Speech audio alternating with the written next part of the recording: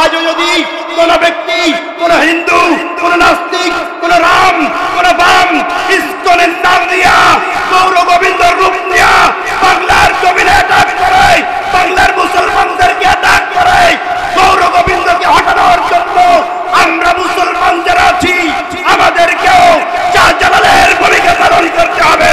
রাজি আছো কারা কারা মুসলমান? হাত তুলে দেখিয়ে দাও।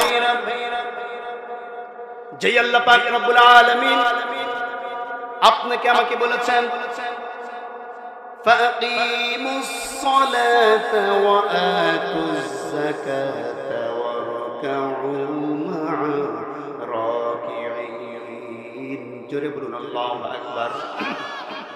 ফাকিমুস সালাত, আল্লাহ পাক বলেছেন তোমরা সালাত কায়েম করো, নামাজকে তোমরা প্রতিষ্ঠিত করো। সেই আল্লাহ পাক রব্বুল আলামিন বলেন আন আকিমুদ্দিন, দিন কায়েম করো। কথা বলছেন না কেন? আল্লাহ যখন বলেছেন আকিমুস সালাত, সালাত কায়েম করো, নামাজ প্রতিষ্ঠিত করো, আমাদের কোনো অসুবিধা হয় নাই। আমরা নামাজ প্রতিষ্ঠিত করার জন্য উঠে পড়ে লেগেছি। হাজার হাজার লক্ষ লক্ষ টাকা খরচ করে হালাল এবং হারামের বাদ বিচার না করে মসজিদ কারুকার্য করেছি, মসজিদ বানিয়েছি, আর খালি মসজিদের মধ্যে খালি ঘুমিয়েছি আর নামাজ পড়েছি। কোনো অসুবিধা হয় নাই, মনের মধ্যে কোনো খারাপ লাগে নাই। যেই আল্লাহ আন আকিমুস সালাহ বলেছেন, সেই একই আল্লাহ বলেছেন আন আকিমুদ্দিন, দিন কায়েম করো। তখনই আমার অন্তরে ভালো লাগছে, কারণ দিন কায়েম করতে গেলেই তো রাসূলের মতো তায়েফের ময়দানে যেতে হবে, ঠিক কিনা? দিন কায়েম করতে গেলেই তো আল্লাহর নবীর মতো উহুদের ময়দানে মায়ের খাওয়া লাগতে হবে, ঠিক কিনা? জোরে বলেন। আমার ভাইরা শুধু তাই নয়, যেই আল্লাহ আমাদেরকে বলেছেন ইয়া আইয়ুহাল্লাযীনা আমানু কুতিবা আলাইকুমুস সিয়াম কামা কুতিবা আলাল্লাযীনা মিন ক্বাবলিকুম লাআল্লাকুম তাত্তাকুন। জোরে বলুন আল্লাহু আকবার। ইয়া আইয়ুহাল্লাযীনা আমানু, ও হে ঈমানদারগণ, কুতিবা আলাইকুমুস সিয়াম, আমি তোমাদের জন্য সিয়ামকে ফরজ করে দিয়েছি। খুব ভালো করে শব্দের দিকে লক্ষ্য করেন। আল্লাহ বলছেন কুতিবা, আবার আরেক জায়গায় আল্লাহ বলছেন কুতিবা। এইখানে আল্লাহ বলছেন আলাইকুম, ওইখানে আল্লাহ বলছেন আলাইকুম। এইখানে বলছেন সিয়াম, ওইখানে বলছেন কিতাল। কথা বলছেন না? এক জায়গায় আল্লাহ বলছেন কুতিবা আলাইকুমুস সিয়াম। কত মজা লাগলো আমাদের কাছে।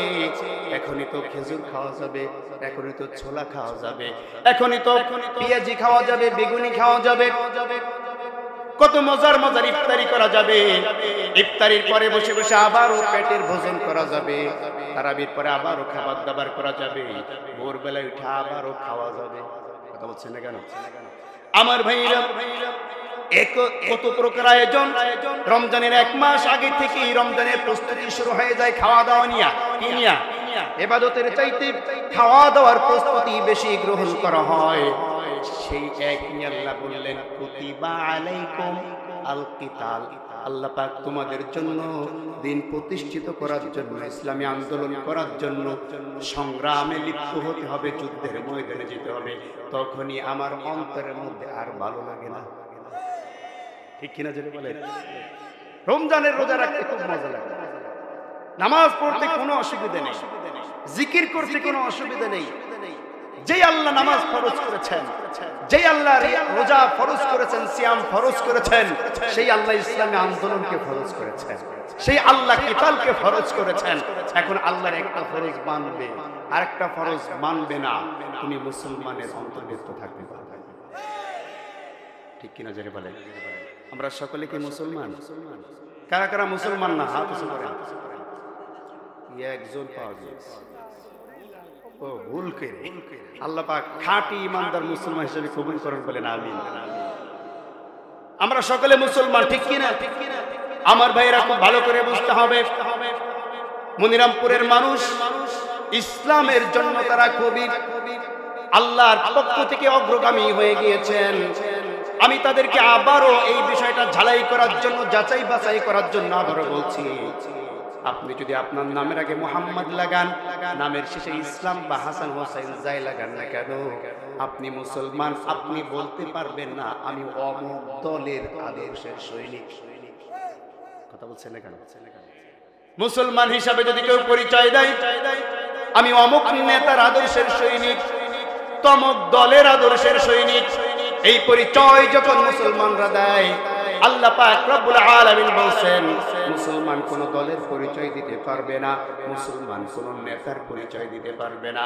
মুসলমান যদি কোন দলের পরিচয় দিতে চায়, আল্লাহ পাক রব্বুল আলামিন বলেন আমার বান্দারা তোমরা শোনো, হুয়াল্লাযী আরসালা রাসূলাহু বিল হুদা ওয়া দীনিল হক লিইয়ুযহিরাহু আলাদ দীনি কুল্লিহি ওয়ালাউ কারিহাল মুশরিকুন। জোরে বলুন আল্লাহু আকবার।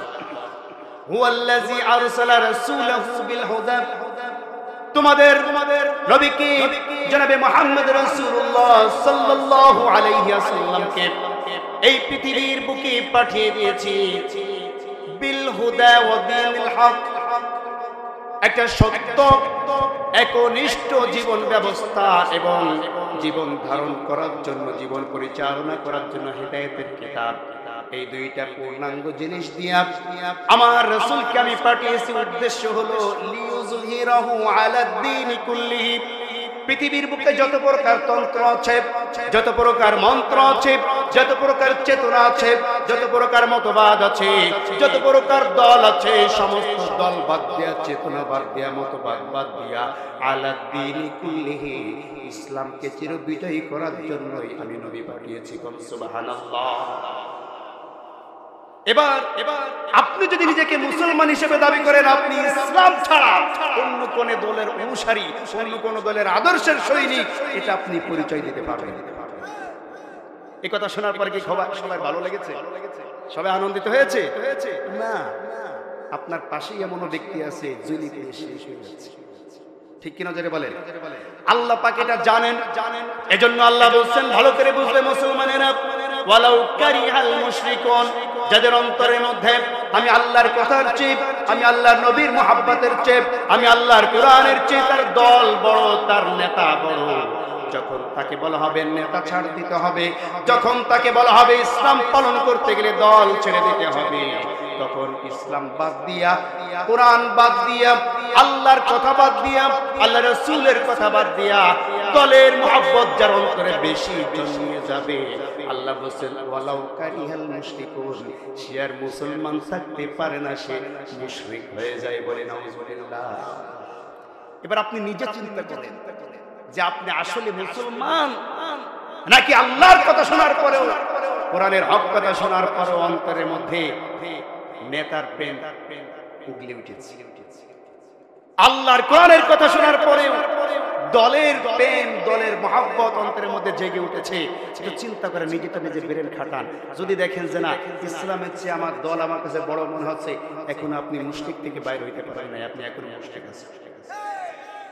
আপনি যত নামাজ পড়েন, যত হাজিগিরি করেন, যত হজ করেন, যত যাকাত দেন, যত তাসবিহ টেপেন, যত চিল্লা লাগান, যত চরমনাই যান, যত হেফাজত ইসলামের মিটিং এ যান, যতই আপনি যে কোনো ইসলামী আন্দোলন করেন, জামাত ইসলাম করেন, যাই করেন না কেন, যতদিন পর্যন্ত ইসলামকে সবচাইতে বেশি প্রায়োরিটি না দিতে পারবেন অন্য দলের চাইতে, ততদিন পর্যন্ত কোনো নামাজ, কোনো রোজা, কোনো কিছুই আল্লাহ পাক কবুল করবেন না। বলি নাউযুবিল্লাহ।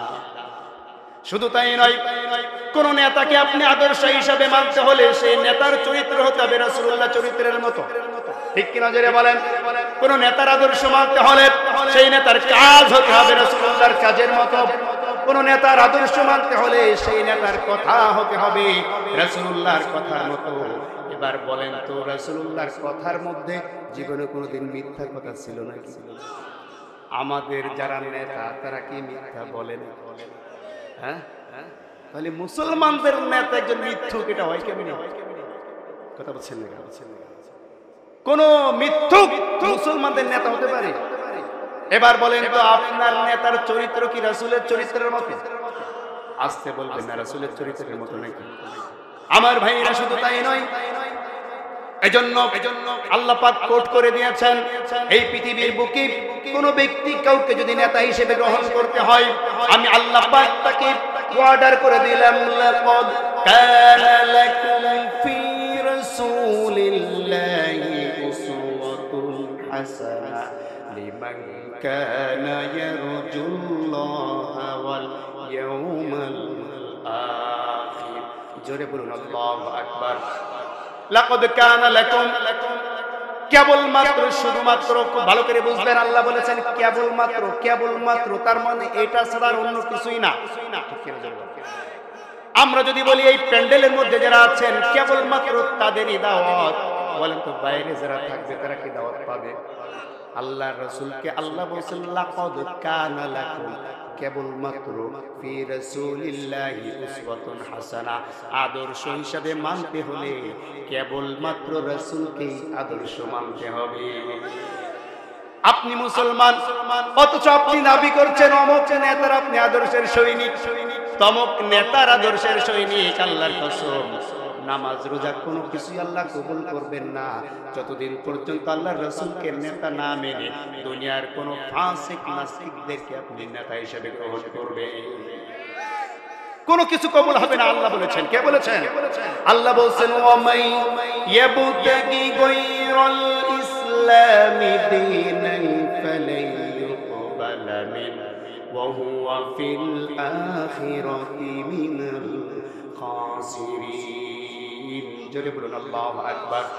ওয়ামাই ইয়াবতাগি গায়রাল ইসলামি দীনান, ইসলামের মধ্যে না আসার কারণে, ইসলামের মধ্যে না ঢুকে তুমি যত ভালো কাজই করো না কেন, যত তুমি মানুষের উপকার করো না কেন, যত তুমি হজ করো না কেন, যত নামাজ পড়ো না কেন, যত তুমি জনকল্যাণমূলক কাজই করো না কেন, ইসলামের মধ্যে যতদিন পর্যন্ত তুমি আসতে না পারবে, তোমার দল ইসলামের কোন নীতি তোমার দলের মধ্যে নেই, কোরআনের আন্দোলনের নীতি তোমার দলের মধ্যে নেই, সংগ্রামের আন্দোলনের নীতি তোমার দলের মধ্যে নাই, যেই দলের মধ্যে কোরআন নেই, যেই দলের মধ্যে হাদিস নাই, যেই দলের মধ্যে আল্লাহর রাসূলের আদর্শ নাই, এমন দলের অনুসারী তুমি হয়েছো, ইসলামের মধ্যে আসো নাই।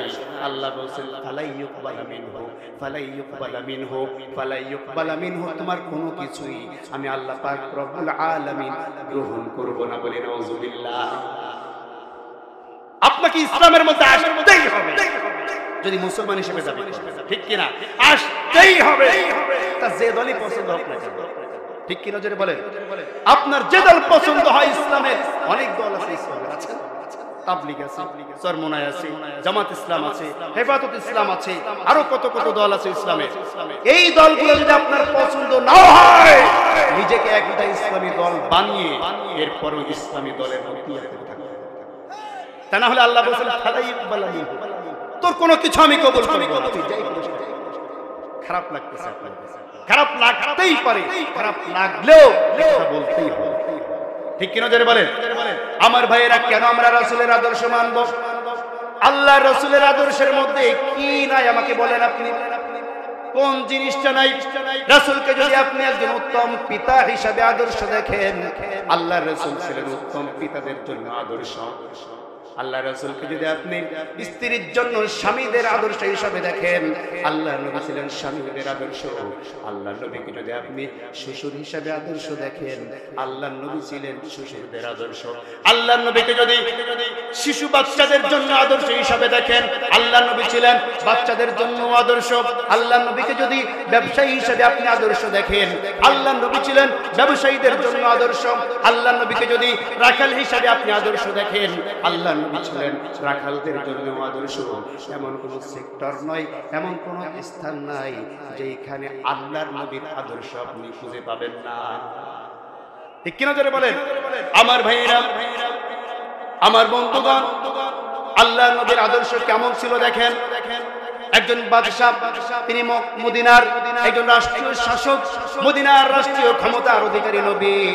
তার ছোট মেয়ে ফাতিমাকে বিবাহ শাদী দেওয়ার জন্য তিনি মনোনিবেশ করলেন।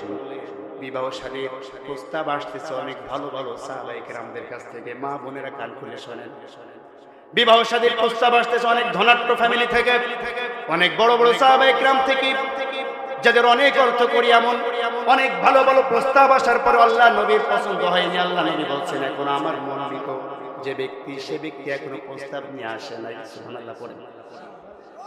আমার ভাইয়েরা খুব ভালো করে বুঝবেন, কিছুক্ষণ পরে হযরত আলী রাদিয়াল্লাহু তাআলা আনহু ওই মজলিসে এক কোণায় বসে আছে। সাহাবায়ে কেরাম বলছে, আলী আমরা অনেকেই তো প্রস্তাব নিয়ে গেলাম, আল্লাহর নবী সকলকে ফিরিয়ে দিল, আলী তুমি একটু তোমার জন্য ফাতিমাকে বিবাহের প্রস্তাব নিয়ে যা।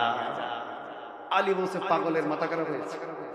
হ্যাঁ, আমার নাই তেমন কোনো ভর, আমি তেমন কোনো অর্থ সম্পদ আমার নেই, আমার কি যোগ্যতা আছে যে যোগ্যতা বলে আমি আল্লাহর নবীর মেয়ে ফাতিমাকে বিবাহ করার প্রস্তাব দিই?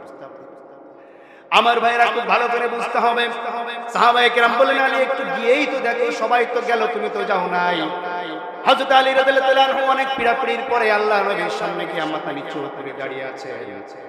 আল্লাহর নবী বলছেন, আলী তুমি কি কিছু বলবে নাকি? হযরত আলী বলছেন, ইয়া রাসূলুল্লাহ বলতে তো চাই কিন্তু সাহসে কোলাই না। কি বলতে চাও আলী, তাড়াতাড়ি বলো, দেরি করার কোনো প্রয়োজন নেই। হযরত আলী বলছেন, ইয়া রাসূলুল্লাহ আমি কি বলতে চাই সেটা তো মুখ থেকে ভয় বলতে পারছি না।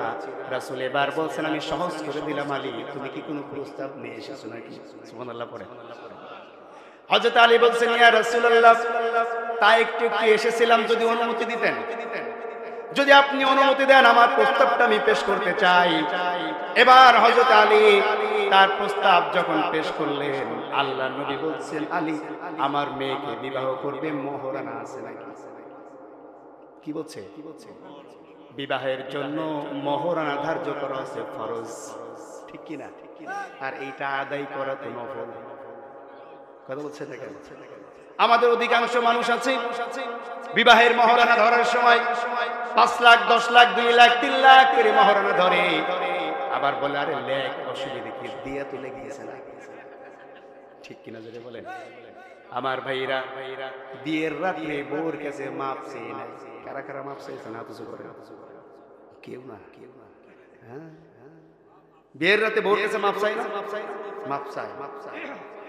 আমার ভাইরা বউ ওই রাত্রে বলে যে মাফ করে দিলাম, বলে কি বলে না? কিন্তু 2 বছর 5 বছর সংসার করার পরে যখন ঝগড়া বাঁধে, ছাড়াছাড়ি যখন হয়, বলেন তো ওই সময় কি বলে? আগে ওই 4 লাখ দে। কথা বলছে না কেন? তাহলে মাফ করেছে কিভাবে? কথা বলে মাফ করলো কিভাবে? যখন ছাড়াছাড়ি হওয়ার কথা হয় তখন বলে আগে ওই মোহরের টাকা দিবি। মাফ হইলো কেমনে বলে? আসলে কিন্তু তারা মাফ করে। এজন্য বিবাহকে সহজ করতে হবে। মেয়ের বাবা যারা আছে, মেয়ের বাবাদেরকে বলছি, আপনারা আপনাদের যাকে জামাই বানাবেন তাকে সহজ করে দেন। সে যতটুকু পারে নগদ অর্থে মোহরানা যাতে শোধ করতে পারে এর ব্যবস্থা করতে হবে, ঠিক কিনা জোরে বলেন? আমার ভাইয়েরা খুব ভালো করে বুঝতে হবে। আল্লাহ নবী বলেন, আলী বিবাহ করবে যে তার মোহরানা আছে নাকি? হযরত আলী বলছেন, ইয়া রাসূলুল্লাহ ইয়া হাবিবাল্লাহ আমার সংসারের বিষয়ে, আমার অর্থের বিষয়ে আপনার চেয়ে ভালো তো আর কারোর জানার কথা নয়। এরপরও তোমাকে মোহরানা দিতে হবে, কি আছে বলো? ইয়া রাসূলুল্লাহ কিছুই নাই, শুধু একটা তরবারি আছে আর একটি ঢাল আমার কাছে আছে, এই দুইটা ছাড়া আমার কাছে আর কোনো সম্পদ নাই। আল্লাহ নবী বললেন, যুদ্ধ করার জন্য তো তরবারির প্রয়োজন, ঢাল তো মাঝে মাঝে নাও লাগতে পারে, ঢাল বিক্রি করে মোহরানা নিয়ে আসা। সুবহানাল্লাহ। আমার ভাইরা, আল্লাহ নবী মেয়েকে বিবাহ করার জন্য চলে গেলেন ঢাল বিক্রি করতে বাজারে ঢাল বিক্রি করতে গিয়া দেখা হয়েছে হযরত ওসমান রাদিয়াল্লাহু তাআলা আনহুর সাথে। যদি বুঝে থাকেন বলেন তো, ওসমান রাদিয়াল্লাহু তাআলা আনহু আল্লাহ নবীর কি হন? বলছে, আলী কি ব্যাপার, তুমি একজন যোদ্ধা মানুষ, তুমি ঢাল বিক্রি করে দিচ্ছ, অনেক অভাবে পড়েছ নাকি, ব্যাপারটা কি আমার সাথে বলো। হযরত আলী বলছেন, আমার ভাই ওসমান, আল্লাহর নবীর ছোট মেয়ে ফাতেমার সাথে আমার বিবাহ ঠিক হয়ে গিয়েছে, এখন তার মোহরানা দেওয়ার জন্য আমি আমার এই ঢালটিকে বিক্রি করতে এসেছি। হযরত ওসমান বলছে, কি বললা তুমি? এটা তো খুশির সংবাদ। সুবহানাল্লাহ পড়েন। শালীর বিবাহ হচ্ছে, দুলাভাই জানে না, শুনেছে আরেকজনের কাছ থেকে। শোনার পরে বলছে আলহামদুলিল্লাহ।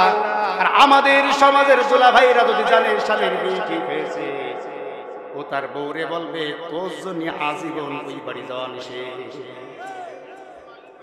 144 ধারা, ঠিক কিনা? জীবনেও যাবো না তোর। লাস্টে যখন পিড়াপিড়ি হয় বলে তুই দিলি যা, আমি জীবনেও যাবো, ঠিক কিনা? বিয়ে হয়েছে তো দূরের কথা, যদি দেখতে আসে কি করে? জামাইকে ফোন দিয়েছে শাশুড়ি বা শ্বশুর, জামাই বাবাজি আমাদের হালিমাকে তো অমুক দিন দেখতে আসছিল, তারা তো পছন্দ করেছে, ছেলে এই কাজ করে, তা তুমি অমুক দিন আসবে, অমুক দিন বিয়ে। কোনো কথা না বলে মোবাইলটা কেটে দিয়ে তোর বোনের বিয়ে, আমি কি করব? দেখতে আসার সময় তো আমাদের বলতে পারিনি, এখন বিয়ে ঠিকই এখন ডাকবে।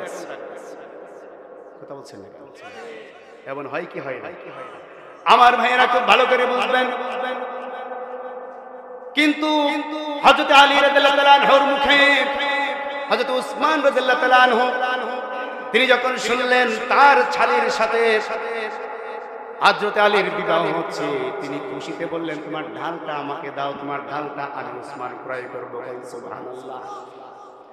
হযরত আলীর কাছ থেকে ঢাল ক্রয় করে নিলেন, টাকা দিয়ে দিলেন। আলী যখন চলে যাচ্ছে পিছন থেকে ডাক দিয়েছেন, আলী এদিক শোনো, এই ঢালটা তুমি তো আর কিছুক্ষণের মধ্যে আমার ভাইরা ভাই হয়ে যাবে, এই ঢালটি আমি তোমার বিবাহের জন্য উপহার স্বরূপ দিয়ে দিলাম। সুবহানাল্লাহ। আল্লাহ নবীর সাথে হযরত আলী গিয়ে দেখা করলেন, হাতে মহারানার টাকা, বাম হাতে ঢাল। কি ব্যাপার আলী, তুমি ঢাল বিক্রি করনি, টাকা পেয়েছো কই? হযরত আলী বলছেন ঢাল সে বিক্রি করেছি, টাকাও পেয়েছি, আবার ঢালও ফেরত পেয়েছি। কেন, কি হয়েছে? ঢাল কে কিনেছিল? উসমান। লোক আর খুঁজে পাও নাই, ঠিক কিনা? লোক আর খুঁজে পাও নাই। আমার বড় জামাই উসমানের কাছ থেকে তুমি ঢাল বিক্রি করেছো। আমার ভাইয়েরা খুব ভালো করে বুঝতে হবে, বিবাহ যখন সম্পূর্ণ হয়ে গেল, আল্লাহ নবী সাল্লাল্লাহু আলাইহি ওয়াসাল্লাম তার কন্যা ফাতিমাকে তার পাশে বসাইয়া বলছেন, আমার মা ফাতিমা তুমি শোনো, এতদিন তুমি ছিলা আমার তত্ত্বাবধানে আমার ঘরে, তুমি তোমার ইচ্ছা মতন চলেছ, যা খুশি তাই করেছ, কিন্তু এখন তুমি চলে যাচ্ছ পরের ঘরে, আলীর ঘরে তুমি চলে যাচ্ছ বধূ হিসাবে। বধূ হিসাবে যখন তুমি চলে যাবে, চলে যাওয়ার পরে ওই বাড়ির বিরুদ্ধে তোমার মুখ থেকে আমি যাতে কোনো নালিশ না শুনি, এমনকি তোমার স্বামী আলী একজন দরিদ্র মানুষ, কখনো সে কিছু দিল কি দিল না, কোনো বিষয় নিয়ে আলীর সাথে যাতে তোমার কোনো ঝগড়া না হয়, আলীর কোনো বদনাম যাতে আমি কখনো তোমার মুখ থেকে না শুনি। সুবহানাল্লাহ। একটু চিন্তা করেন, বিবাহের সময় বাবার নসিহত মেয়ের জন্য কত সুন্দর।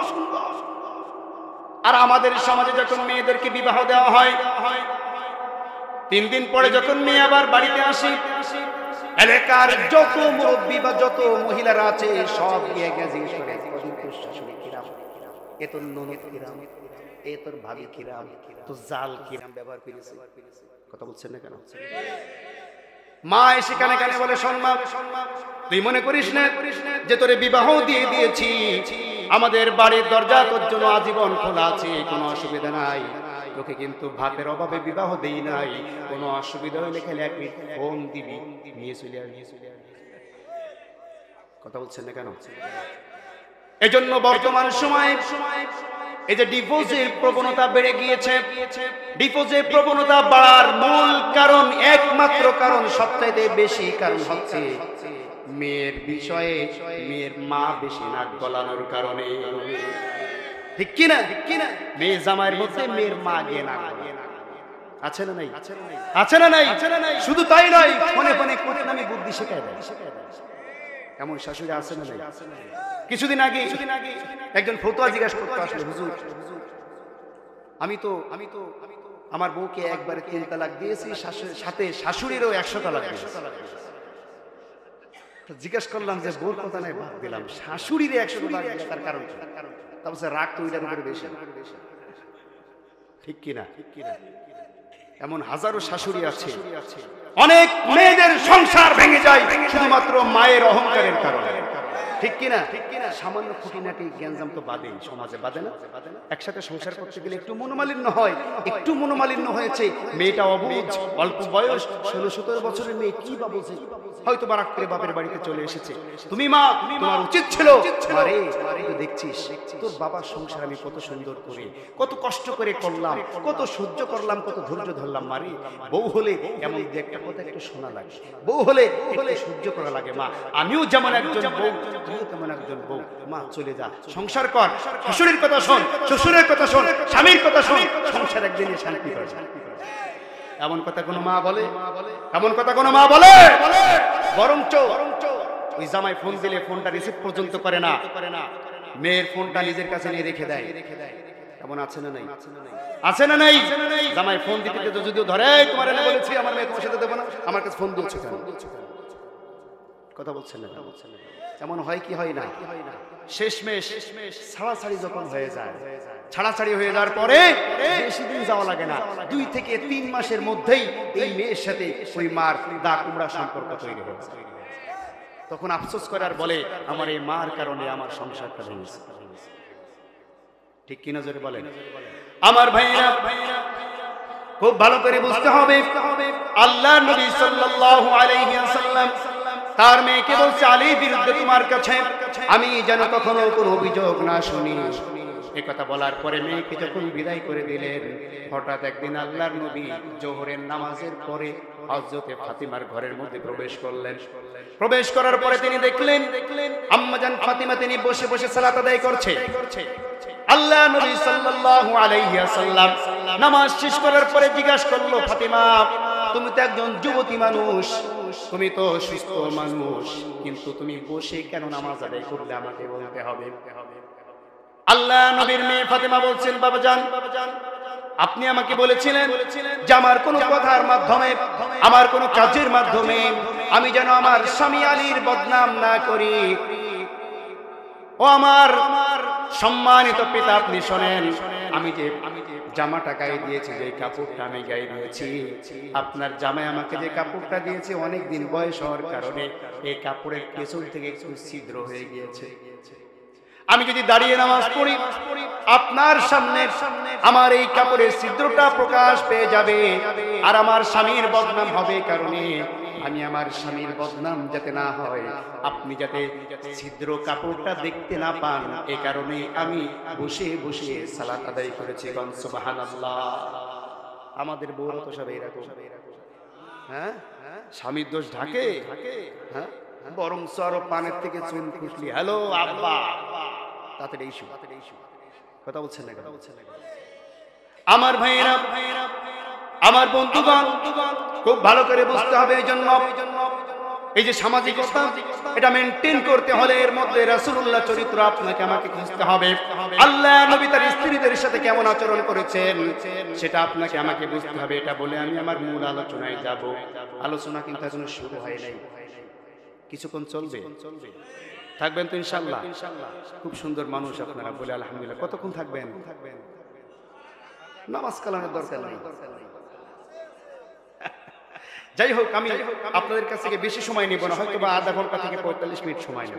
কথা কি বুঝতে পেরেছেন? যাই হোক, আল্লাহ নবীর চরিত্র একজন স্বামী হিসাবে কেমন ছিল দেখেন, আপনারা সবাই জানেন। এরপরও ঝালাই করতেছি, ইসলামের চর্চাটা হচ্ছে যাতে মানুষ ঝালাই হয়, এই কারণে। ঠিক কিনা? ভালো ভালো কথা সব বলা হয়ে গিয়েছে, শুধু আমল করা প্রয়োজন। ঠিক কিনা জোরে বলে? আমার ভাইরা, আল্লাহ নবীর 4 জন স্ত্রী একদিন একসাথে হয়ে একত্রিত হয়ে আল্লাহ নবীকে বলছেন, ইয়া রাসূলুল্লাহি, ইয়া হাবিবাল্লাহি, আমাদের মধ্যে গ্যাঞ্জাম হয়েছে, ঝগড়া হয়েছে, আপনি আমাদের এই 4 জনের মধ্যে কাকে বেশি ভালোবাসেন, কাকে বেশি মহব্বত করেন, আমাদের সামনে বলতে হবে। আল্লাহ নবী সাল্লাল্লাহু আলাইহি ওয়াসাল্লাম বলছেন যে আমি তোমাদেরকে এখন এই উত্তরটা দেব না, আগামীকাল সকালে উত্তর দিব। এই কথা বলে আল্লাহ নবী ঘরের মধ্যে চলে গেলেন। রাতের আধারে আল্লাহ নবী হাতে 8টি খেজুর নিয়ে প্রত্যেকের ঘরে ঘরে গিয়া আম্মাজান আয়েশাকে গিয়া 2টা খেজুর দেয়া বলছেন, আয়েশা এই 2টা খেজুর রাখো, আর আমি যে তোমাকে বেশি ভালোবাসি কারোর সাথে বলবা না। কথা বুঝছেন নাই? হাফসার ঘরে গেলেন, হাফসাই খেজুর 2টা রাখো, আমি তোমাকে অনেক বেশি ভালোবাসি, কারোর সাথে বলবে না। এভাবে করে 4 জন স্ত্রীকে তিনি 2টি করে খেজুর দিয়ে আসলেন। সকালবেলায় সমস্ত স্ত্রীরা আবার এসে একত্রিত হলো। আল্লাহ নবী বলছেন, গত রাত্রে যাকে আমি 2টা খেজুর দিয়ে এসেছি তাকেই আমি সবচেয়ে বেশি ভালোবাসি। সুবহানাল্লাহ। আমার ভাইরা, এজন্য স্ত্রীদের সাথে স্বামী হিসাবে আপনার আচরণ কেমন হবে রাসূলুল্লাহ থেকে শিখতে হবে, ঠিক কি না জোরে বলেন? এজন্য মুসলমানদের প্রত্যেকটা কাজ অনুসরণীয়, অনুকরণীয়, আল্লাহর নবী ছাড়া অন্য কারো হতে পারে না, ঠিক কি না? আমি আপনাদের সামনে সূরাতুল আনকাবুত থেকে একটি আয়াত তেলাওয়াত করেছি। এই আয়াতকে সামনে রেখে দুই একটি কথা বলবো। সেই কথাগুলি হচ্ছে, আমি যে আয়াত তেলাওয়াত করেছি এই আয়াতের বিষয়বস্তু হচ্ছে সালাত। এই আয়াতের বিষয়বস্তু কি? আসতে বলবেন না, বিষয়বস্তু কি? সালাত। সালাত আদায় করার আগে সালাতের একটা চাবি আছে। বলেন তো নামাজের চাবি কি? ওযু। নামাজের চাবি হচ্ছে ওযু।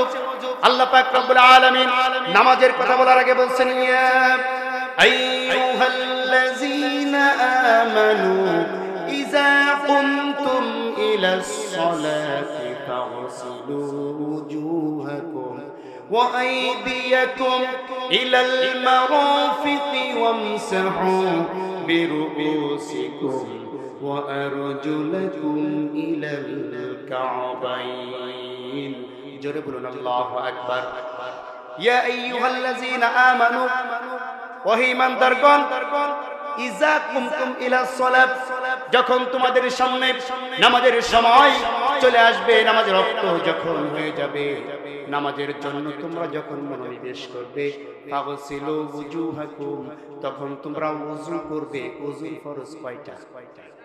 সকলে বলেন। ওযুর ফরজ 4টা। কি কি? জি জি জি মাশাআল্লাহ, একজন মাত্র ওযুর ফরজ জানে, আর কেউ জানেন না? হ্যাঁ হ্যাঁ, যাই হোক আমরা মুসলমান অনেকে আছে ওযুর ফরজ জানে না। কথা বলছেন না কেন? জানার দরকার আছে নাই? আল্লাহ বলেন ওযুর ফরজ 4টি। কয়টি? ফাগসিলু ওয়ুজুহাকুম, সমস্ত মুখমণ্ডল আগে তোমাকে ধৌত করতে হবে। ওয়া আইদিয়াকুম ইলাল মারাফিক, 2 হাতের কোণ পর্যন্ত ধৌত করতে হবে। ওয়ামসাহু বিরুউসিকুম, মাথা মাসহ করতে হবে। ওয়ারজুলাকুম ইলাল কাবাইন, 2 পায়ের গোড়ালি পর্যন্ত ধুইতে হবে। এই 4টি হচ্ছে ওযুর ফরজ। সুবহানাল্লাহ। আল্লাহর নবী দেখেন নামাজীদের কি লাভ আর নামাজ না পড়লে কি ক্ষতি, ভালো করে দেখেন। আল্লাহর নবী সাল্লাল্লাহু আলাইহি ওয়াসাল্লাম বলেন, যদি কোনো ব্যক্তি বিসমিল্লাহ বলে ওযু শুরু করে, ওযু করার সঙ্গে সঙ্গে সে ব্যক্তি যখন তার মুখমণ্ডল ধৌত করে, মুখমণ্ডল ধৌত করার সঙ্গে সঙ্গে মুখ দ্বারা যত অপরাধ সংগঠিত হয়ে গিয়েছে, আল্লাহ পাক মুখের পানির ফোঁটার সাথে সাথে তার গুনাহগুলো ঝরায়া দেন।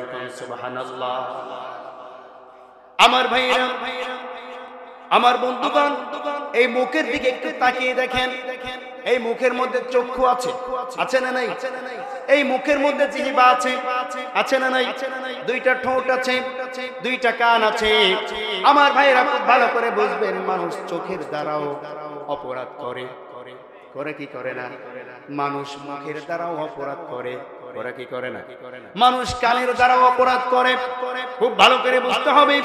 আল্লাহ পাক কোরআনে বলেন, ওয়ালাকাদ যারানা লিজাহান্নামা কাসীরাম মিনাল জিন্নি ওয়াল ইনস লাহুম কুলুবুন লা ইয়াফকাহুনা বিহা ওয়া লাহুম আ'য়ুনুন লা ইউবসিরুনা বিহা ওয়া লাহুম আযানুন লা ইয়াসমাউনা বিহা উলাইকা কাল আন'আমি বাল হুম আদাল উলাইকা হুমুল গাফিলুন। জোরে বলুন আল্লাহু আকবার। জাহান্নামের জন্য কিছু মানুষ এবং জিনকে তৈরি করা হয়েছে। কোন কোন অপরাধে তারা জাহান্নামে যাবে? আল্লাহ বলেন, লাহুম কুলুবুল লা ইয়াফকাহুনা বিহা, আমি তাদেরকে একটা অন্তর দিয়েছিলাম। এই অন্তর দিয়া ভালো কিছু উপলব্ধি করে নাই, ভালো কিছু চিন্তা করে নাই, ভালো কিছু বোঝার চেষ্টা করে নাই। কোরআনের কথা বলা হয়েছে, কোরআনের কথাগুলোকে অ্যাবাউট করেছে। ঠিক কিনা জোরে বলেন? আমি তাদেরকে দুইটা চক্ষু দিয়েছিলাম, এই চোখ দিয়ে কোরআন পড়বে, এই চোখ দিয়ে দেখে দেখে সমাজের অন্যায়গুলোর প্রতিবাদ করবে, ভালো কাজের আদেশ করবে। এই চক্ষু দেখে দেখে সৎ পথে চলবে, হেদায়েতের পথে চলবে। কিন্তু এই চোখ দিয়ে কোরআন তো দেখেই নাই, অশ্লীল গান দেখেছে। আসতে বলবেন না ঠিক কিনা? এই চক্ষু দিয়া বেগানা মহিলাদের দিকে তাকিয়েছে, এই চক্ষু দিয়া কত বড় অপরাধ সংঘটিত করেছে। এই জন্যই চোখের জিনার কারণে, চোখের খারাপের কারণে আল্লাহ পাক বলছেন আমি তাকে একটা চোখ দিয়েছিলাম, এই চোখ দিয়ে ভালো কাজ করে নাই।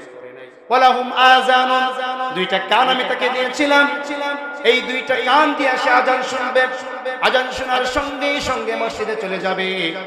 কিন্তু আযান শোনার পরে মসজিদে না গিয়া বধির হয়েছিল, আযান শুনেছে মসজিদে আসে নাই। এই দুইটা কান দিয়ে আল্লাহর কোরআন শ্রবণ করবে, আল্লাহর কোরআনুল কারীমের তাফসীরের আলোচনা শুনবে, হাদিসের কথা শুনবে, কোরআনের কথা শুনবে। কিন্তু এই কান দিয়ে খালি দুইটা জাহান্নামের গজব কানের মধ্যে ঢুকাইয়া গান শুনেছে। কথা বলছেন না কেন? দুইটা গজব কানের মধ্যে ঢুকায়। গজব চেনেন? গজব এরকম বেকা কানের মধ্যে ঢুকাই হয়ে যায়। ঢুকায় কি শোনে? হাঁটে হাঁটে আর মনে হয় কি পাগল গেছে, হাঁটে। কথা বলছেন না কেন? আমার ভাইয়েরা, আল্লাহ বলছেন যারা নাকি এই কাজগুলো করবে, আল্লাহ উরাইকা কাল আনআম বলেছেন, তারা পশুর মতো। আমরা আশরাফুল মাখলুকাত, সৃষ্টির সেরা জীব। আমাদের কর্মের কারণে আমরা সেরা হই, আর আমাদের কর্মের কারণে এই পৃথিবীর নিকৃষ্টতম প্রাণী হিসেবে আল্লাহ আমাদেরকে ঘোষণা দিয়ে দেয়। ঠিক কিনা? এজন্য এই মুখের দ্বারা গুনাহ হয়, বলার মাধ্যমে, মিথ্যা কথা বলার মাধ্যমে, মানুষকে গালি দেওয়ার মাধ্যমে, মুখের মাধ্যমে গুনাহ হয়ে যায়। মানুষকে ধমক দেওয়ার মাধ্যমে গুনাহ হয়ে যায়, গীবত করার মাধ্যমে গুনাহ হয় কি হয় না? এজন্য এই মুখমণ্ডল যদি কেউ ধৌত করে, এই মুখের মধ্যে যত অঙ্গ প্রত্যঙ্গ আছে, এর দ্বারা যত অপরাধ সংঘটিত হয়ে গিয়েছে, গুনাহ হয়ে গিয়েছে, ওযুর পানির ফোঁটার সাথে সাথে এই অপরাধগুলো আল্লাহ পাক ঝরিয়ে দেন। কোন সুবহানাল্লাহ। যখন সে ব্যক্তি দুইটা হাত ধৌত করে, আল্লাহ নবী বলেন হাতের দ্বারা যদি কোনো অপরাধ সংঘটিত হয়ে যায়, হাতের দ্বারা যদি কোনো গুনাহ হয়, হাত ধৌত করার সঙ্গে সঙ্গে পানির ফোঁটার সাথে সাথে তার সমস্ত গুনাহগুলো ঝরে যায়। কোন সুবহানাল্লাহ। মাথা মাসহ করার পরে, দুই পায়ের টাকনু গোড়ালি ধোয়ার পরে শরীরের সমস্ত গুনাহগুলো, পাপগুলো আল্লাহ পাক ঝরিয়ে দেন। কোন সুবহানাল্লাহ। শুধু তাই নয়, আল্লাহর নবী বলেন যদি কোনো ব্যক্তি সুন্দরভাবে ভালোভাবে ওযু করে, ওযু করার পরে যদি একটি দোয়া পড়ে, একটি আমল করে, জাহান্নামের আগুন তার জন্য হারাম হয়ে যায়, জান্নাতের 8টি দরজা তার জন্য আল্লাহ খুলে দেয়। কোন দোয়া? মাশাআল্লাহ। ওযুর শেষে যদি কোনো ব্যক্তি কালেমায়ে শাহাদাতটি পড়ে ফেলে, আল্লাহর নবী বলেন সেই ব্যক্তির জন্য আল্লাহ জান্নাতের 8টি দরজা খুলে দেন। আমরা তো জান্নাতে যাওয়ার রাস্তা খুঁজে পাই না। জান্নাতে কেমনে যাব সেই রাস্তা আমরা খুঁজে পাই না। এইজন্য খালি শর্টকাট রাস্তা খুঁজি। কোন হুজুরের কাছে গেলে শর্টকাট রাস্তা পাওয়া যাবে, কোন পীরের কাছে গেলে শর্টকাট রাস্তা পাওয়া যাবে, এই রাস্তা আমরা খুঁজি। কিন্তু ছোট্ট ছোট্ট আমলের মাধ্যমে আমরা কিন্তু জান্নাতের মেহমান হতে পারি। ঠিক কিনা জোরে বলেন? আমার ভাইয়েরা খুব ভালো করে বুঝতে হবে।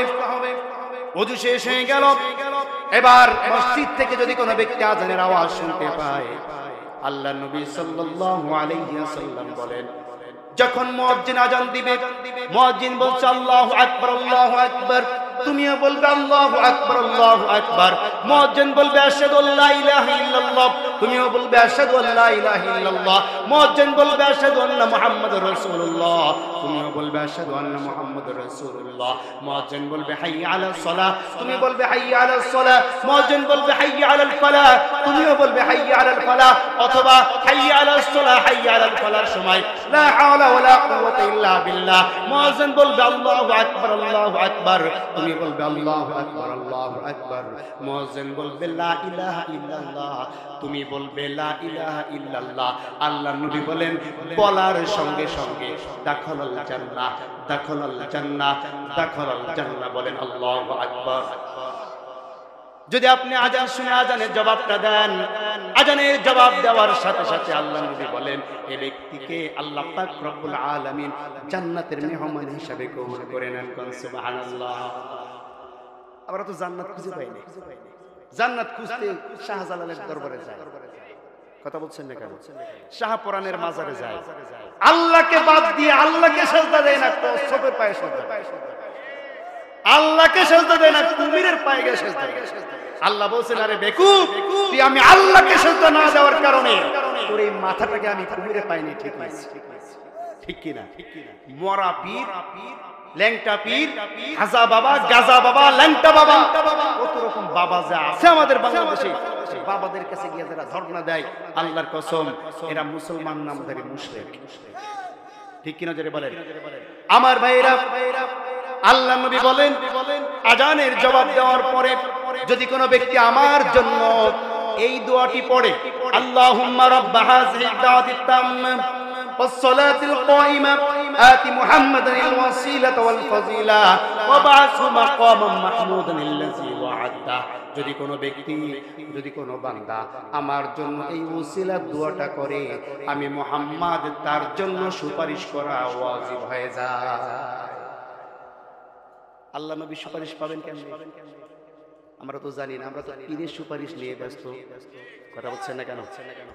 অথচ আল্লাহ নবী বলছেন আজানের জবাব দেওয়ার পরে যদি কোনো ব্যক্তি আজানের দোয়ার মধ্যে আমার জন্য ওসিলাত দোয়া করে, যে আমার জন্য ওসিলাত দোয়া করে, আমি আল্লাহ নবী তার জন্য শাফায়াত করা তার ওয়াজিব হয়ে যায়। সুবহানাল্লাহ। আর আল্লাহ নবী যদি শাফায়াত করে, এটা কি বিফলে যাবে না? আমরা মুসলমান তো বুঝি না, আমরা খালি মনে করি হুজুর খালি একটু কান্দাবে, হুজুর খালি হিহি করে হাসাবে, হুজুর খালি হুঙ্কার দিয়ে ফাটায় ফেলবে, এই হচ্ছে ওয়াজ। কি শিখলে তাতে কথা বলছেন না? আমার ভাইরা খুব ভালো করে বুঝতে হবে, আমি যেখানে যাই তাফসীর করি, হাদিসের কথা বলি, কে পছন্দ করলো আর না করলো ওটা দেখা দরকার নাই। আল্লাহ পাক যদি সন্তুষ্ট হয় ওইটাই আমার জন্য যথেষ্ট। ঠিক কি নজরে বলেন? আমার ভাইরা, এরপর আল্লাহ নবী সাল্লাল্লাহু আলাইহি ওয়াসাল্লাম বলেন আজানের জবাব দেওয়ার পরে যদি কোনো ব্যক্তি, যদি কোনো আল্লাহর বান্দা মসজিদে নামাজের উদ্দেশ্যে প্রবেশ করে, মসজিদে প্রবেশ করার সময় যদি এই দোয়া পড়ে, আল্লাহুম্মা ফতাহলি আবওয়াবা রাহমাতিক। পারেন আপনারা? সবাই পারেন তো? মাশাআল্লাহ।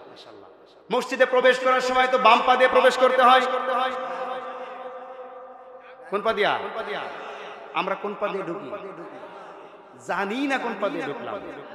গল্প করতে করতে এবার ঢোকে, আর একদিক তাকাইতে তাকাইতে আর গল্প করতে করতে ঢোকে, কোন পা দিয়েছে তা খেয়ালও নাই, দোয়া তো দূরে। ঠিক কি নজরে বলে?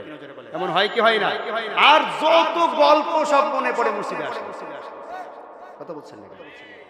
এতক্ষণ বাইরে চার দোকানে গল্প গুজব করে এটা শেষ করতে পারে নাই, মসজিদে ঢুকে আবার গল্প শোনা। কথা বলে আল্লাহ নবী সাল্লাল্লাহু আলাইহি ওয়াসাল্লাম বলেন যদি কোনো উম্মত আজানের জবাব দিয়ে মসজিদে ডান পা দিয়ে প্রবেশ করে দোয়া পড়ে, মসজিদে প্রবেশ করার পরে চুপ করে বসে থাকে, কারোর সাথে কোনো কথা না বলে, এবং খতিব সাহেব যে আলোচনাগুলো করে চুপ করে শ্রবণ করে, নামাজ শেষে আস্তে করে বাহির হয়ে যায়, এই ব্যক্তি আজকে একজন শিশু ভূমিষ্ঠ হওয়ার পরে যেমন নিষ্পাপ, ও ব্যক্তি নামাজ পড়ে বের হওয়ার সময় এরকম নিষ্পাপ হয়ে যায়। সুবহানাল্লাহ। আমরা গুনাহ মাফ করব কোথায় জানি না।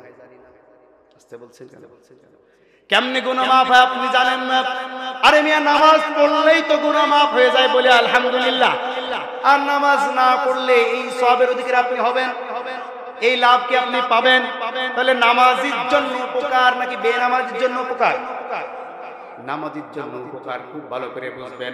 আল্লাহর নবী বলেন নামাজের মধ্যে বসে যদি কোনো বান্দা রুকুতে যায়, রুকুতে গেলে তার শরীরের ওজন পরিমাণ যত গুনাহ আছে সমস্ত গুনাহ খাতা আল্লাহ পাক রব্বুল আলামিন তাকে maaf করে দেন।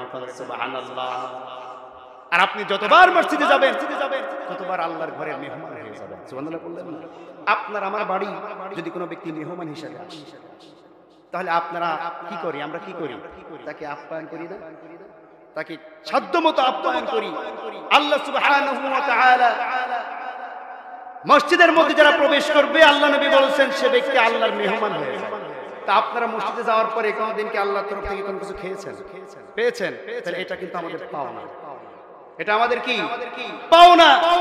আল্লাহ পাক রব্বুল আলামিন সবচাইতে শ্রেষ্ঠ ওয়াদা রক্ষাকারী। কথা বলছেন না কেন? আল্লাহ পাক রব্বুল আলামিনের কাছ থেকে মেহমানদারি খেতে হলে তোমাকে আগে জান্নাতে যেতে হবে।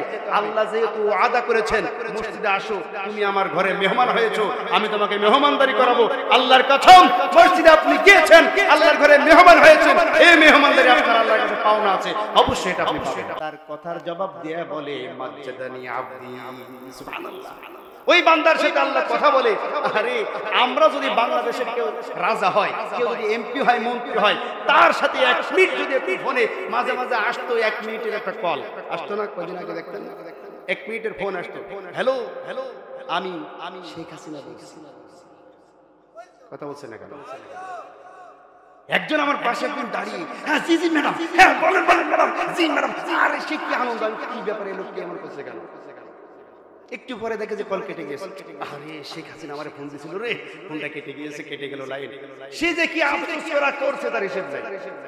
আমি বললাম যে মিয়া এটা সফটওয়্যার দিয়ে করেছে, এটা সত্যি সত্যি কল না। ও আচ্ছা, কথা বলে সফটওয়্যার দিয়া 1 মিনিটের ফোন কল পর পর আপনি খুশিতে নাচতে নাচতে পাগল হয়ে যান। কিন্তু নামাজের মধ্যে দাঁড়ালে স্বয়ং আল্লাহ পাক রব্বুল আলামিন তোমার সাথে কথা বলে, এই চিন্তা একবার মনে রাখবেন। নামাজ পড়ে যে আনন্দিত না হতে পারে, নামাজ পড়ে যে আল্লাহর সাথে কথা বলার আনন্দ না পায়, সে ব্যক্তি নামাজ সঠিক হয়, ঠিক কিনা? ও নামাজে দাঁড়িয়ে চিন্তা করে যে গল্প অর্ধেক বাকি আছে, পরে গিয়ে করে, এই কথাটা বলতে মনে নেই, ঠিক কিনা? আমার ভাইরা শুধু তাই নয়, আল্লাহ নবী বলেন যখন সে বলে ইয়াকা না'বুদু, আমরা কেবলমাত্র তোমার ইবাদত করি, ইয়াকা কেবলমাত্র না'বুদু, তোমার ইবাদত করছি এবং কিয়ামত পর্যন্ত করব, ওয়া ইয়াকা কেবলমাত্র নাস্তাঈন, তোমার কাছে সাহায্য চাচ্ছি এবং চাইব। নামাজের মধ্যে আল্লাহর সামনে দাঁড়িয়ে বলছি, নামাজেও যেমন তোমার ইবাদত করি, নামাজের বাইরেও তোমার ইবাদত করি। নামাজের মধ্যে আল্লাহর ইবাদত করলাম, মসজিদে আল্লাহর ইবাদত করলাম, মসজিদের বাইরে গেলাম, মানুষের তৈরি করা মতো বাদ দিয়া রাষ্ট্র চালালাম, মানুষের তৈরি করা আইন দেয়া বিচার ফর্মুলা মেনে নিলাম, সুদের সাথে জড়িত হলাম, ঘুষের সাথে জড়িত হলাম, নাস্তিক মার্কা মিথ্যাবাদী নেতার পিছনে হাঁটাহাঁটি করলাম, আর আল্লাহর সামনে বললাম তোমার ইবাদত করি। বলেন তো আল্লাহর সাথে আপনি ওয়াদা করলেন কি, বাইরে এসে করছেন কি? কথা বলেন আমার ভাইরা। আল্লাহ বলছেন, এটা হাদিসে কুদসি, যে যখন আমার বান্দা বলে ইয়াকা না'বুদু ওয়া ইয়াকা নাস্তাঈন, আল্লাহ তখন বলে হাযা বাইনি ওয়া বাইনা আবদি ইয়া ইবাদি মা সাআল, আমার জন্য আমার এবং আমার বান্দার মধ্যে সম্পর্ক তৈরি হয়ে গেল। বান্দা নাকি কেবলমাত্র আমারই গোলামি করে, বান্দা নাকি কেবলমাত্র আমার কাছে সাহায্য চাই। ও আমার বান্দা, তোমার মধ্যে আর আমার মধ্যে সম্পর্ক তৈরি হয়ে গেল, আমি তোমাকে আমার বান্দা হিসেবে গ্রহণ করে নিলাম। কি চাও বলো? এবার আমরা পড়ি ইহদিনাস সিরাতাল মুস্তাকিম সিরাতাল্লাযীনা আন'আমতা আলাইহিম গায়রিল মাগদুবি আলাইহিম ওয়ালাদ-দাল্লিন। জোরে বলুন আমিন। আমার ভাইরা, যখনই ইহদিনাস সিরাতাল মুস্তাকিম বলা হয়, আল্লাহ বলছেন যাও তোমাকে আমি সিরাতাল মুস্তাকিম সোজা জান্নাতের রাস্তা দেখিয়ে দিলাম। সুবহানাল্লাহ পড়েন। আবার বলা হয় সিরাতাল্লাযীনা আন'আমতা আলাইহিম, ওই সমস্ত ব্যক্তিদের পথ যেই সমস্ত ব্যক্তিরা তোমার পক্ষ থেকে নিয়ামত পেয়ে গিয়েছে। নিয়ামত প্রাপ্ত বান্দারা কারা? আল্লাহ পাক কোন জায়গায় বলছেন আন'আমাল্লাহু আলাইহিম মিনান নাবিয়্যিনা ওয়াস-সিদ্দীকিন ওয়াশ-শুহাদা'i ওয়াস-সালিহিন। জোরে বলুন আল্লাহু আকবার। আল্লাহর তরফ থেকে যারা নাকি নিয়ামত প্রাপ্ত বান্দা, তাদের সাথে হাসর হবে তোমাদের। যারা নাকি নামাজি তারা কারা? 1 নম্বর মিনান নাবিয়্যিন, যারা নাকি আল্লাহর নবী ছিলেন। সুবহানাল্লাহ পড়েন। ওয়াস-সিদ্দীকিন, যারা নাকি হযরত আবু বকরের মতো সত্যবাদী সাহাবা ছিলেন। ওয়াশুহাদা, যারা নাকি হযরতে আমির হামজার মতো, হযরতে খাব্বাব খুবাইবের মতো আল্লাহর জমিনে দ্বীন কায়েমের আন্দোলন করতে গিয়া শহীদ হয়ে গিয়েছেন। কোন সুবহানাল্লাহ। ওয়াসসালিহিন, যারা নাকি এই পৃথিবীর বুকে একমাত্র আল্লাহর জন্য কাজ করেছে, জীবনে কখনোদিন কোনো পাপের কাজ করে নাই, তাদেরকেই বলা হয় সালিহিন। এই চারজন সঙ্গী এরা কি ভালো না মন্দ? আসতে বলবেন না, ভালো না মন্দ?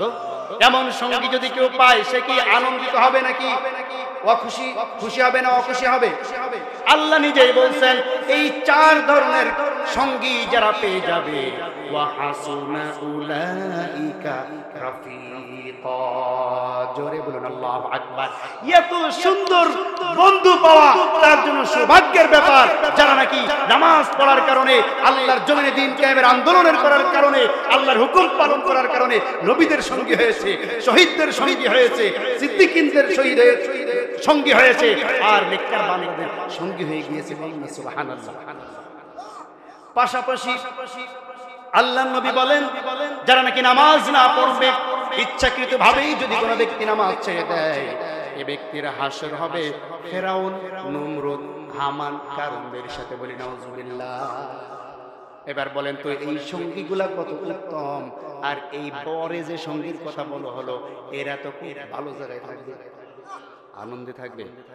এরাও যেখানে থাকবে বেনামাজিও সেখানে থাকবে। সুতরাং নামাজ পড়লে নামাজিদের জন্য উপকার, আর নামাজ না পড়লে বেনামাজিদের জন্য ক্ষতি। আল্লাহ নবী সাল্লাল্লাহু আলাইহি ওয়াসাল্লাম এখানে শেষ করেন নাই। আল্লাহ নবী বলেন যদি কোনো ব্যক্তি রুকুতে যায়, রুকুতে যাওয়ার পরে রুকু থেকে মাথা উঠায়া বলে রব্বানা লাকাল হামদ হামদান কাসীরান তাইয়িবান মুবারাকান ফীহি, এই দোয়া যদি কোনো ব্যক্তি রুকু থেকে উঠে পড়ে ফেলে, আল্লাহ নবী বলেন আমি নবী তোমরা নবী না, আমি যা দেখি তোমরা তা দেখো না। একজন সাহাবী যখন এই দোয়াটি নামাজের মধ্যে পড়ে ফেলেছিলেন, আল্লাহ নবী বলেন আমি দেখতে পাচ্ছিলাম 40 জনের বেশি ফেরেশতা এই আমলটি আল্লাহর দরবারে কে কার আগে নিয়ে চলে যাবে তার জন্য প্রতিযোগিতা করেছিল। সুবহানাল্লাহ। আমার ভাইরা, আমার বন্ধুগণ, কোন বান্দা যদি নামাজের মধ্যে আমরা যে দোয়া মাসুরা পড়ি, পারেন দোয়া মাসুরা, আমরা যে দোয়া মাসুরা গুলা পড়ি, কোন বান্দা যদি নামাজের মধ্যে দোয়া মাসুরা পড়ে, আল্লাহ নবী বলেন দোয়া মাসুরাটার অর্থ একটু জেনে নেন তাহলে বুঝতে সুবিধা হবে। আল্লাহুম্মা ইন্নী যালামতু নাফসি, আল্লাহ আমি নিজের উপর অনেক জুলুম করেছি, জুলমান কাসীরা, অনেক বেশি আকারে জুলুম করে ফেলেছি। ওয়ালা ইয়াগফিরুয যুনুবা ইল্লা আনতা, আপনি ছাড়া গুনাহ মাফ করার মত আর কেউ নাই। ফাগফিরলি, সুতরাং আমাকে মাফ করে দেন। মাগফিরাতাম মিন ইনদিকা ওয়ারহামনি, মাফ করে দেয়াই ক্ষান্ত নয়, মাফ করে দেওয়ার পরে আপনার তরফ থেকে রহমতের আশা করি। আল্লাহ নবী বলেন যখনই কোনো বান্দা বলে ওয়ালা ইয়াগফিরুয যুনুবা ইল্লা আনতা ফাগফিরলি, আল্লাহ পাক রব্বুল আলামিনের কথা শোনার পরে এত খুশি হন যে আরে আমার বান্দা দেখো বলে ফেলেছে আমি ছাড়া নাকি মাফ করার কেউ নাই। আল্লাহ খুশিতে তার জন্য হেসে দেন। সুবহানাল্লাহ। এর মানে হচ্ছে যে একজন এমপির সাথে আপনি চলতেন, একজন চেয়ারম্যানের সাথে আপনি চলতেন, চলতে চলতে হঠাৎ কোনো কথা বা কোনো কাজের মাধ্যমে চেয়ারম্যানের সাথে এমপির সাথে আপনার একটু মনোমালিন্য হয়েছে। মনোমালিন্য হওয়ার পরে বেশ কিছুদিন চেয়ারম্যানের সাথে দেখা হয় না, এমপির সাথে দেখা হয় না, আপনি সামনে যান না, সেও আপনাকে ডাকে না, হঠাৎ একবার দেখা হয়ে গেল, সামনাসামনি পড়ে গিয়েছে। পড়ে যাওয়ার পরে বলছে আমার না ভুল হয়ে গিয়েছে। এমপি সে বলে আরে আরে তুই তো আমারই দলে, আরে থাক না, বাদ দে না, যা হয়েছে হয়েছে, বাদ দে, আরে আমার বুকে ছিল। সুবহানাল্লাহ পড়ে। আল্লাহ নবী বলেন কেমন জানি আল্লাহর সামনে বসে তার বান্দা যখন বলে ওয়ালা ইয়াগফিরুয যুনুবা ইল্লা আনতা ফাগফিরলি, ও আল্লাহ তুমি ছাড়া ক্ষমা করার আর কেউ নাই, আমি তো জুলুম করে ফেলেছি, অনেক বেশি জুলুম করেছি, আমি তো তোমার হুকুম মানি নাই, আমি তোমার হুকুমের অমান্য চলেছি, জুলুম করে ফেলেছি। মাগফিরাতাম মিন ইনদিকা ওয়ারহামনি, আল্লাহ খুশি হয়ে যায়, খুশি হয়ে বলে আরে বান্দা থাক না, আরে যা বান্দা আমি তোকে মাফ করে দিলাম, বান্দা তোকে মাফ করে দিলাম। সুবহানাল্লাহ। আমার ভাইরা যদি আপনি নামাজই না পড়েন আল্লাহর সাথে মজা পাবেন কেমনে? ঠিক কিনা জেনে বলেন। আমার ভাইরা, আমার বন্ধুগণ, আপনি নামাজ শেষ করলেন, ডাইনে বামে সালাম ফিরালেন। সালাম ফিরাবার পরে আল্লাহ নবী বলেন, যদি কোনো ব্যক্তি ডাইনে এবং বামে সালাম ফিরানোর পরে একবার পরে আস্তাগফিরুল্লাহ, কি বলবে? আস্তাগফিরুল্লাহ 33 বার সুবহানাল্লাহ, 33 বার আলহামদুলিল্লাহ, 34 বার আল্লাহু আকবার যদি কোনো বান্দা পড়ে, সাগরের ফেনা পরিমাণ যদি তার গুনাহ হয়ে থাকে, আল্লাহ পাক রব্বুল আলামিন তার গুনাহগুলোকে মাফ করে দেন। কোন সুবহানাল্লাহ। গুনাহ কেমন মাফ করবে? আমার ভাইরা খুব ভালো করে বুঝতে হবে। আল্লাহ নবী বলেন, যদি কোনো বান্দা নামাজ শেষ করল, সালাম ফিরাবার পরে আয়াতুল কুরসি পাঠ করে, কি পাঠ করে? আয়াতুল কুরসি যদি কোনো বান্দা পাঠ করে, 5 ওয়াক্ত নামাজের পরে যদি কেউ আয়াতুল কুরসি পড়ে, এই ব্যক্তির জন্য জান্নাত ওয়াজিব হয়ে যায়। এই ব্যক্তি জান্নাতের মধ্যে প্রবেশ করে ফেলে। সুবহানাল্লাহ। সাহাবায়ে কেরাম বলেন, ইয়া রাসূলুল্লাহ, তো জান্নাতের মধ্যে প্রবেশ করছে কেমনে? তো এখন দুনিয়ায় ঘোরাঘুরি করে। বলে বেঁচে আছে তাই জান্নাতে যায় না, মরার সাথে সাথে সে ব্যক্তি জান্নাতে প্রবেশ করবে। তার কারণ 5 ওয়াক্ত নামাজের পরে যদি কেউ আয়াতুল কুরসি পড়ে, আয়াতুল কুরসি পড়ার সাথে সাথে মৃত্যু ছাড়া জান্নাতের মধ্যে তার আর কোনো বাধা থাকে না। বন্না সুবহানাল্লাহ। 5 ওয়াক্ত নামাজের পরে কি পড়বে? আয়াতুল কুরসি পড়বেন তো ইনশাআল্লাহ? পারেন, সবাই পারেন। একটু পড়েন তো আমার সাথে।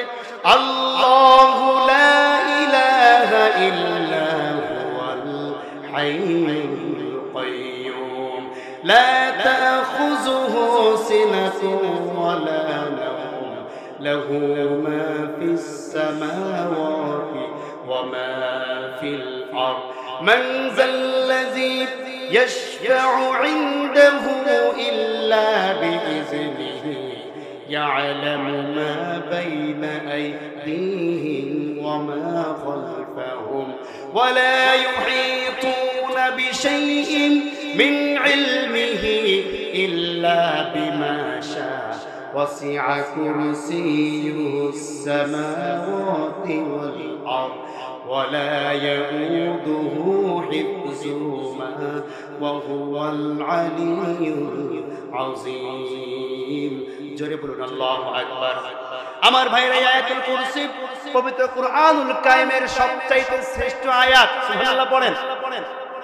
আল্লাহ নবী বলেন, যদি কোনো ব্যক্তি আয়াতুল কুরসি পড়ে, এই আয়াতুল কুরসির এত ফজিলত, কোন ব্যক্তি যদি কোনো জিনের রোগীর উপরে আয়াতুল কুরসি পড়ে দম দেয়, এই ব্যক্তির উপর থেকে শয়তানের সমস্ত আসর দূরে সরে যায়। সুবহানাল্লাহ। আল্লাহ নবীর সাহাবা হযরত আবু হুরায়রা রাদিয়াল্লাহু তাআলা আনহু, তিনি বলছেন যে আমাকে একদিন গনিমতের মাল পাহারা দেওয়ার জন্য নিযুক্ত করা হলো। আমি রাত্রবেলায় গনিমতের মাল পাহারার জন্য দাঁড়ালাম। খামাখা দাঁড়িয়ে না থেকে নামাজের মধ্যে দাঁড়িয়ে গেলাম। হঠাৎ দেখতে পেলাম একটা চোর আসলো। কোত্থেকে জানি? চোর এসে গনিমতের মাল থেকে মাল চুরি করে নিয়ে যায়। আমি নামাজ তাড়াতাড়ি শেষ করে চোরকে ধরে ফেললাম। চোর আমাকে বলল, ভাইজান, ভাই আবু হুরায়রা, তুমি আমাকে ছেড়ে দাও, আমি অত্যন্ত গরিব মানুষ, আমার ছোট ছোট বাচ্চারা আছে, স্ত্রী বাড়িতে না খেয়ে আছে, আমাকে ছেড়ে দাও, আমি এই অর্থ নিয়ে আর কোনোদিন এই অর্থ চুরি করার জন্য আসবো না, আমাকে ছেড়ে দাও। আবু হুরায়রা বলছেন, আমার মায়া লাগলো, আমি ছেড়ে দিলাম। সকালবেলায় ফজরের পরে আল্লাহ নবী বলে, আবু হুরায়রা তোমার চোর কই? সুবহানাল্লাহ পড়েন। আবু হুরায়রা তোমার চোর কই? আবু হুরায়রা আশ্চর্যের ব্যাপারটা কি, রাত্রে বাইতুল মালের ঘরের মধ্যে আমার সাথে কাহিনী হইল, আল্লাহ নবী চোরের কথা জানলো কেন? সুবহানাল্লাহ বললেন না? আমার ভাইরা, আবু হুরায়রা বলছেন, ইয়া রাসূলুল্লাহ, চোর আমি ঠিকই ধরেছিলাম, কিন্তু চোর আমাকে কাকুতি মিনতি করেছে, অনেক অনুনয় বিনয় করেছে। আল্লাহ নবী সাহাবারা অনেক কোমল হৃদয়ের মানুষ, ঠিক কিনা জেনে বলেন? ছেড়ে দিলেন।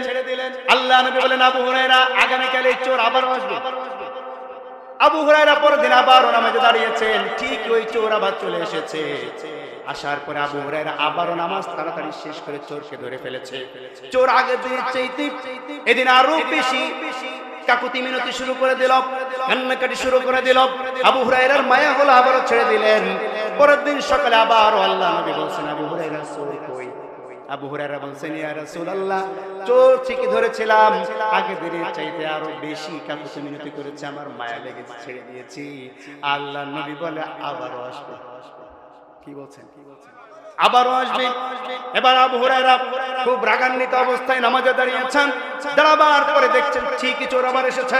এবার আবু হুরায়রা তাড়াতাড়ি সালাম ফেরাবার পরে চোরকে বেঁধে দড়ি দিয়ে খুঁটির সাথে বেঁধে রেখে বলছে, বেটা তুই আজকে যতই কান্নাকাটি করিস তোকে আজকে ছাড়বো না, কারণ তুই পরপর 3 দিন আমার নামাজ নষ্ট করতে এসেছিস, তোকে আমি ছাড়বো না।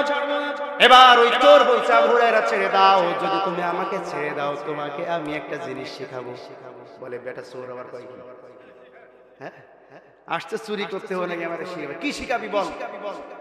বলছে আবু হুরায়রা তুমি কি আয়াতুল কুরসি পারো? পারি মানে তা পড়ো দিনই পড়ছি। তো বলছে তুমি কি এর ফজিলত জানো?